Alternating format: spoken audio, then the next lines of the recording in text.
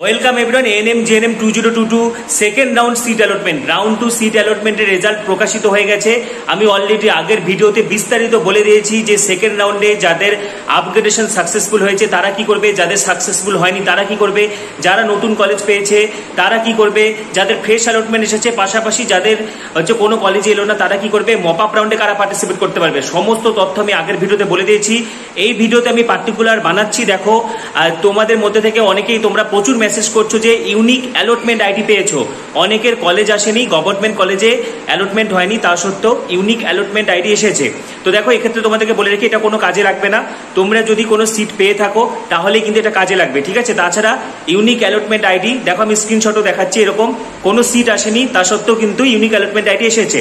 তো তোমরা ভালোভাবে শুনে রাখো, যারা কোনো সিট পাওনি অথচ ইউনিক অ্যালটমেন্ট আইডি যেটা দেখাচ্ছে এটা কিন্তু কোনো কাজে লাগবে না, ঠিক আছে। আরেকটি কথা, ভিউসের জন্য কয়েকদিন ধরে বিভিন্ন চ্যানেলে নানা রকম কাট অফ দেখানো হয়েছে। আমি কিন্তু কোনো কাট অফ দেখাইনি, কারণ ওগুলো প্রতারণা করা হয়েছে তোমাদের সাথে, ঠিক আছে। তোমাদেরকে মিথ্যা আশা দেখানো হয়েছে।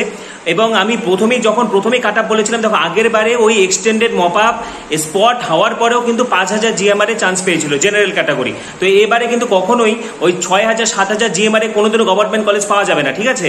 তো সুতরাং এটা মাথায় রাখতে হবে। এবং এই রাউন্ডে আমি যা দেখলাম, লাস্ট আমি খুব তাড়াতাড়ি ভিডিওটা বানাচ্ছি, 4400 জিএমআর জেনারেলে লালগড় অ্যালট হয়েছে। এসসি একটা দেখলাম হচ্ছে আমার কাছে, যে অনেকগুলো এসেছে, আমি যে কটা মেসেজ দেখলাম 8131 একজনের বালুরঘাটে অ্যালটমেন্ট এসেছে।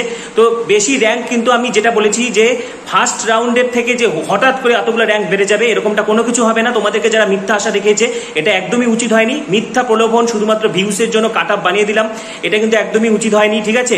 আমার কথায় কারো খারাপ লাগলো আমার কিছু করার নেই। এই যে এতগুলো ছাত্রছাত্রীদেরকে মিথ্যা আশা দেখানো হয়েছে এটা অত্যন্ত অন্যায় হয়েছে, ঠিক আছে। কে কি আমার সম্বন্ধে বললো না বললো তাতে আমার কোনো যায় আসে না। সেকেন্ড রাউন্ডে এই কারণে আমি কোনো কাট অফ দিইনি, প্লাস মপ আপ রাউন্ডে আমি তোমাদের কোনো কাট অফ দিব না। তোমাদের যাদের এখনো পর্যন্ত আশা আছে যে সরকারি কলেজ পেতে চাও অবশ্যই মপ আপ রাউন্ডে পার্টিসিপেট করবে, ঠিক আছে। বাদবাকি এই রাউন্ডে যাদের কলেজ এলো না বিস্তারিত আমি আগের ভিডিওতে বলে দিয়েছি, সেই ভিডিও থেকে তোমরা সমস্ত কিছু দেখে নেবে, ঠিক আছে। তো পরবর্তী আপডেটগুলি পাওয়ার জন্য এখনই সাবস্ক্রাইব করো, পাশে থাকা বেল আইকনটা অবশ্যই প্রেস করো এবং ভিডিওটি প্রচুর শেয়ার করো। সবাইকে অসংখ্য ধন্যবাদ।